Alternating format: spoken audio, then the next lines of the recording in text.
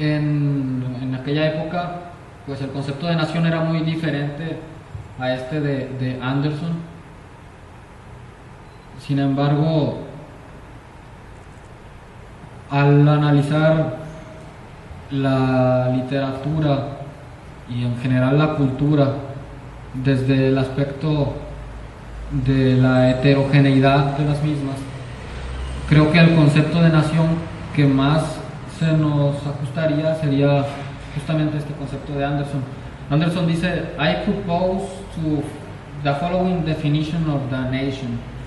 It is an imagined political community, an imagined and both inherently limited and sovereign.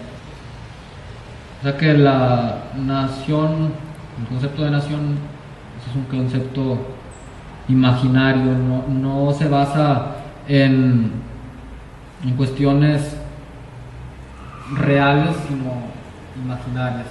Después dice más adelante, in fact, all communities larger than primordial villages of face-to-face contact and perhaps even their falsity genuine, but by the style in which they are imagined. Entonces es lo que propone Anderson, y pues esto nos llevaría a desintegrar ese concepto de nación que se venía formando en el siglo XIX, y pues que en general la propuesta oficial pues sigue siendo la misma del siglo XIX. Y con respecto a la literatura,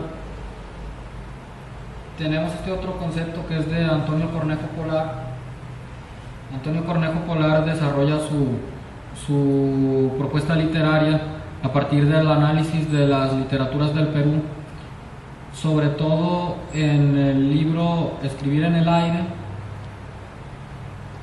y dice aquí, nuestra historiografía literaria no ha dado casi ningún tratamiento a esta problemática, la del carácter internamente complejo y ambiguo del sujeto social.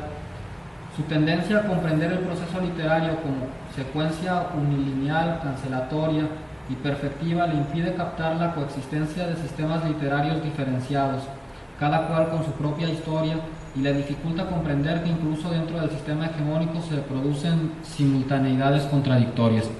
Bueno, esto lo propone Antonio Cornejo Polar para analizar la literatura del Perú. Sin embargo, pues nos podríamos dar cuenta de que es algo no muy distinto a lo que sucede en México. Aquí tenemos en esta tabla dos propuestas de periodización de la literatura mexicana. Una es una propuesta generacional de Fernando Tola de Avich, perdón, ahí le falta una B al apellido. Y la otra es de Belén Clark de Lara siguiendo a Alicia Perales. La de Belén Clark de Lara, de Alicia Perales, pues es básicamente considerar los movimientos literarios europeos y utilizarlos para estudiar la literatura mexicana. Y en el caso de la de Fernando Tola de Avich, pues son ya sea sucesos literarios, culturales, escuelas o publicaciones, pero todos de la Ciudad de México, como una propuesta de periodización de la literatura mexicana. Entonces aquí vemos este carácter cancelatorio de la crítica literaria de México con respecto a expresiones que no cabrían dentro de estas propuestas generacionales. De hecho, pues creo que resultaría un tanto risible si llegáramos a clasificar dentro de estas propuestas obras que no se hubieran producido en la Ciudad de México, sobre todo considerando la propuesta de Fernando Toladevich, pero aún la de Belén Clark de Lara, al proponer estas fechas, pues tampoco sería muy preciso para aplicarse ya a una literatura nacional que considere también las regiones ajenas a la Ciudad de México. Entonces, pues aquí es como podemos ver cómo estas obras, como en el caso del romance brasileño, pues han quedado totalmente aisladas o totalmente ignoradas por una crítica literaria mexicana, pero también el hecho de que se haya generado en un contexto totalmente distinto al que había en la Ciudad de México, pues le permite tener características diferentes. En esa época pues es muy cercana la publicación del romance brasilense a la del Zarco de Ignacio Manuel Altamirano, y pues conocemos la influencia que Ignacio Manuel Altamirano tenía sobre la literatura, ahora podemos decir que no de México, sino de la Ciudad de México en la época. Seguramente también la tuvo en provincia, pero no en la medida que nos podríamos imaginar al acercarnos a textos de historia de la literatura mexicana.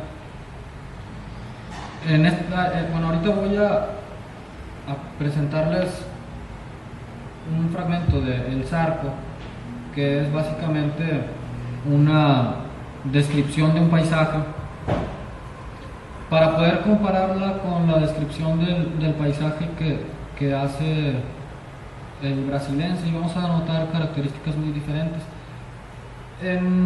Como la propuesta que tenía Altamirano con respecto a la literatura, pues era muy orientada hacia esta propuesta de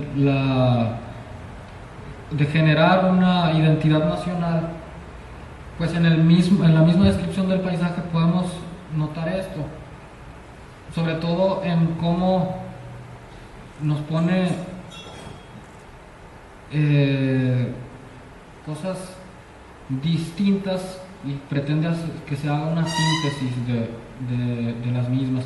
Y es algo que identifica también Antonio Cornejo Polar en la literatura del Perú, como muchos autores pues lo que buscan es ir proponiendo la idea de nación, pero a través del mestizaje. Entonces dice al principio del Zarco: de cerca, Yautepec presenta un aspecto original y pintoresco. Es un pueblo mitad oriental y mitad americano. Oriental porque los árboles que forman ese bosque del que hemos hablado son naranjos y limoneros, grandes, frondosos, cargados siempre de frutos y de azares que embalsaman la atmósfera con sus armas embriagadoras. Naranjos y limoneros, por donde quiera, con extraordinaria profusión. Diríase que allí estos árboles son el producto espontáneo de la tierra.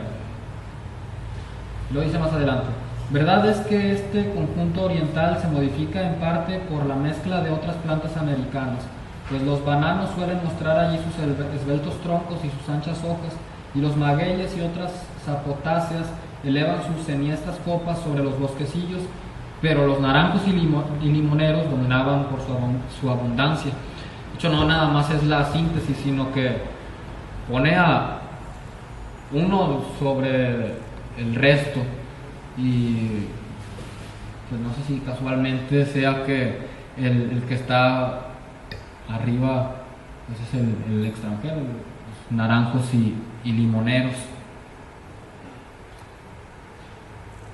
Y en el romance brasileño también podemos encontrar una descripción de un paisaje. Aquí es a partir el penúltimo párrafo de la primera página que aparece ahí en la imagen.